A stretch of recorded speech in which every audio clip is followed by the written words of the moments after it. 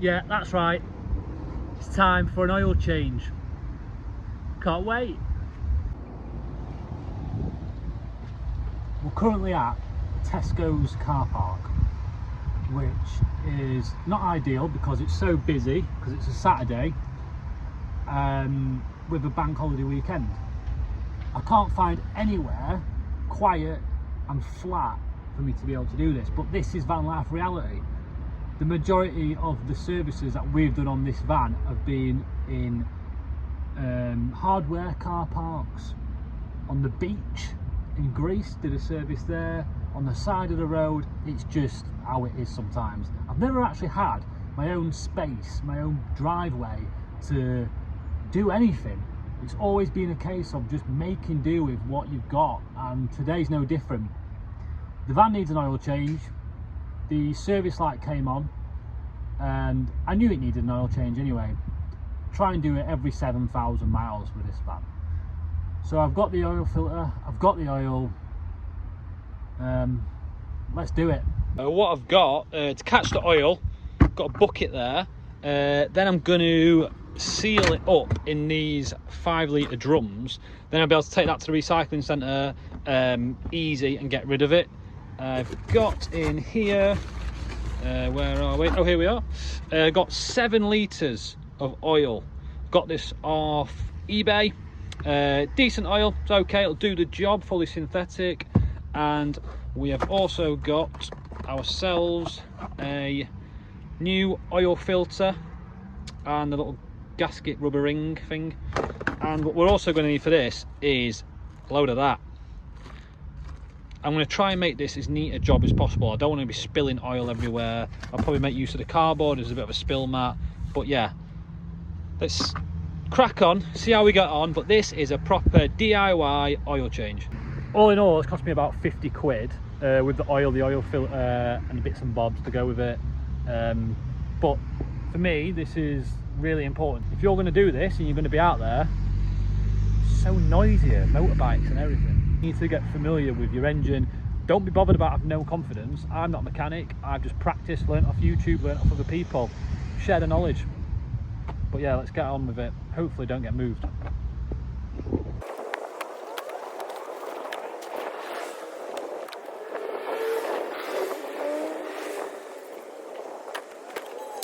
Quite simple, I think, off memory. So the nut in the tank, the sump, is a 13mm. So I've got a 13mm socket on there. This tool here is great. It will grip the housing of the fuel filter, and I'll be able to turn it to loosen it, then take it out by hand. Gloves, ideally I would have preferred some sort of like more medical type gloves, but they'll have to do. Got the fuel filter, a bit of kitchen roll there, and oil, and then the bucket. So I think pretty much that's all we're going to need to do the job. So basically our van has got the clearance to be able to get underneath it without putting it on any ramps or anything like that. If your clearance isn't enough for you to get underneath to do this, I'd say find a curb, get some bricks, whatever it is, make sure it's secure. But you'll easily enough be able to get the room to be able to get underneath and do the job. So what helps when getting the oil out of the bottom of the tank is to undo the oil filler cap, and it just means that it will pour out a lot more smoothly and won't like chug and all that sort of stuff. So yeah, little tip there.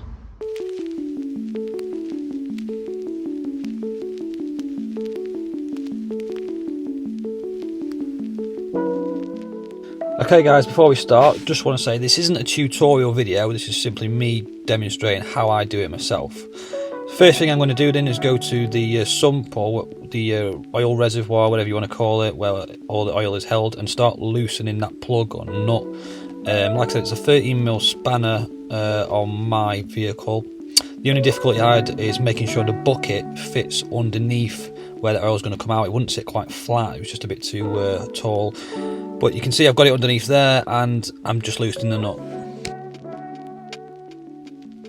One thing you've got to be wary of is the amount of force that the oil comes out, and make sure you're able to catch it. So with this bucket I'm going to be able to do that because my vehicle holds 7 litres of oil. The bucket actually holds 15 litres, so I'm comfortably going to be able to capture all that oil in that one bucket.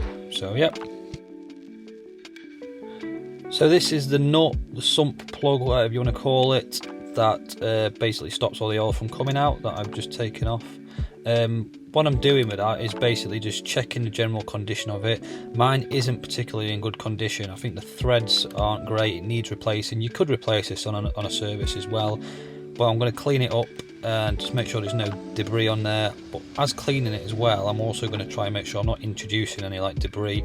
Kitchen roll is not the best thing, just because it can easily leave sort of like fibres on whatever you're cleaning, so a cotton rag's probably better. But yeah, just going to give that a good clean up. The next thing that I do then is tackle the oil filter. So I'm going to grip the housing, which the oil filter is in, with that tool that I showed you earlier, and slowly start to undo it. You can also get a sort of special socket for this that fits in the bottom of it and undo it that way. I'm trying to do this as gentle as possible as well to stop the inevitable splash that's going to come. Quite a bit of oil can be stored in there. There we go. And you can see the oil filter in there. Just going to tip it upside down in the bucket and try and get as much oil out as possible. So with that out then, next thing I'm going to do is give it a bit of a clean up. Like I said, a cotton rag is much better for this, but yeah, just give it a bit of a clean up, make sure there's no nothing in there that shouldn't be in there. You can also see as well the old oil filter and the new oil filter, they're exactly the same, so we're on to a winner with that. Then what I've got to do is, there is like an O-ring on the oil filter housing. I think it's called an O-ring, like a rubber seal. It's on a sort of bottom thread. You want to take that off and replace it with the new one that you get when you buy a new oil filter. Now it's really important that you, when putting this on, that you put a bit of oil in around your O-ring and then put it on. You don't want to put it on dry. I think the reason for that is it's just going to marry up to the housing a lot better and create a better seal once it's on. So yeah, once you've got it all lubed up with a bit of oil, get that on the bottom of the oil filter housing, then that should be ready to go back onto the vehicle once you've got the new oil filter in there. So putting the new oil filter in, just twist it and then you will hear like an audible click.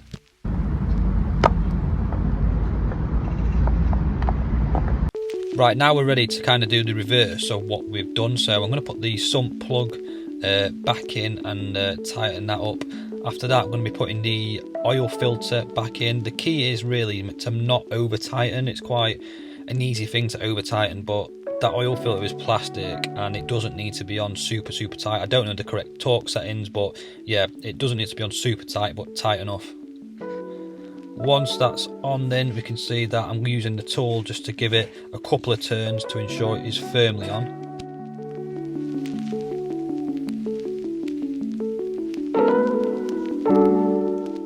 Everything a bit of a clean up, because it's easier to spot if there's any leaks when you're pouring the oil back in, if it's just more dry and a bit cleaner. Oil wise then, this is the used oil on the left compared to the new oil I'm putting in on the right. You can see the differences there and what oil looks like after it's been used. And then I'm going to start putting the oil back in. So I know that my vehicle takes around 7 litres, but what I'm going to do is I'm going to get to about 6.5 litres and then start checking it on the dipstick. I use an improvised funnel here from a bottle top as well, which is a good idea so you don't get it everywhere. Also, what I like to do is, like halfway through, is just check underneath, see if there's any leaks. Can't see any there. This is something to do throughout the day and throughout the next couple of days as well. Check your levels, check for leaks after you've done the oil change. You can see on the dipstick I've got a minimum and maximum mark, and I'm at about 6.5 litres of oil here, 6.7 litres of oil. So I'm checking it and you can see it's on the maximum mark, so I'm going to leave it there, put that away and start the engine.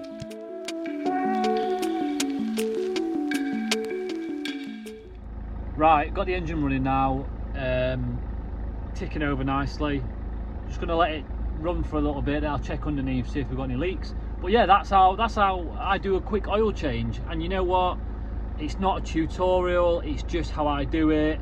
People probably have a more thorough approach to it, maybe changing more parts like the sump plug and adding stuff like additives and that.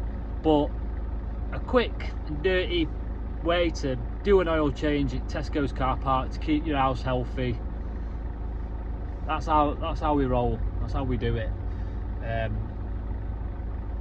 Hope that you managed to see it in a bit more detail than how it looked on the camera to me, but let this tick over. Time for a brew after that. Right, the light is going, it's time to move. We've had a brew, we've had something to eat, get some fuel and head somewhere for tonight. Let's do it. Finally in a new location, ready to have some food, chill out and just chill for the rest of the evening. I'm absolutely knackered. Loz is on her way up. Got some more diesel, got some diesel in the little jerry can for the diesel here. I'm going to be getting that ready so we can turn it back on tomorrow because it needs a bit of a repair, but I'll save that for another video. Yeah, hope you've enjoyed a bit of reality van life in a supermarket car park, servicing your van. Quick oil change. I haven't done the fuel filter and the air filter because they were done not so long ago, but yeah, it's been a productive day and can chill out now. So I'll see you next time.